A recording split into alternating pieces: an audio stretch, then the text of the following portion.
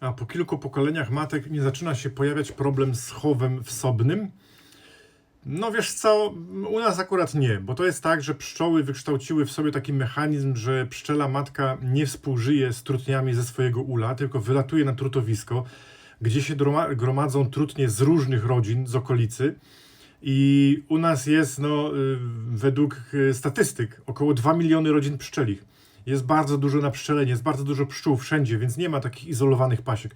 Gdyby pasieka była izolowana, ktoś na przykład miałby, nie wiem, w środku lasu i dookoła kilometry, jakby, że nie byłoby innych rodzin pszczelich, no to wtedy teoretycznie jakby ta pula jest mniejsza, tak? Bo masz przykładowo 20 rodzin i wiadomo, że gdzieś tam to pokrewieństwo może się dalsze lub bliższe trafić i właśnie po pokoleniach kilkunastu mógłby być problem z taką izolowaną pasieką. Natomiast przy 2 milionach rodzin pszczelich na takim terenie jak Polska nie ma szans, słuchaj. Zawsze jest jakaś pasieka, zawsze są jakieś pszczoły, zawsze to się wymiesza i jest tak, że pszczoły mają takie mechanizmy właśnie, że matka pszczela wylatuje jakby na loty godowe unasieniające na trutowisko. Takie miejsce, gdzie się gromadzą trutnie właśnie z różnych rodzin. My do końca nie wiemy jak one wybierają. Są takie jakby domniemania, że jest to pewne ukształtowanie terenu, że to są jakieś tam magnetyczne sprawy ziemi i tak dalej, że akurat konkretne miejsce wybierają.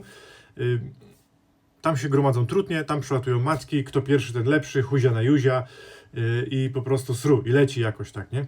Więc normalnie nie ma problemu z chowem wsobnym, czyli inbreadem, tak? Czyli jakby pokrewieństwem.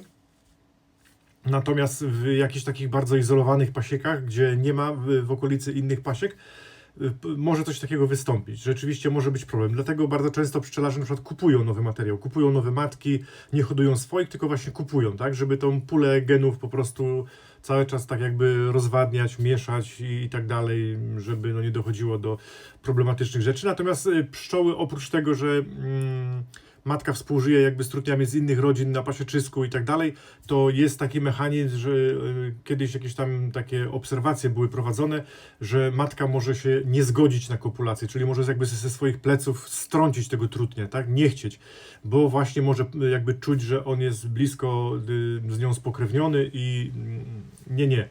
Także są takie mechanizmy, jakby wykształciły pszczoły, żeby tego unikać, no bo to dla pszczół jest problematyczne, wiadomo, nie?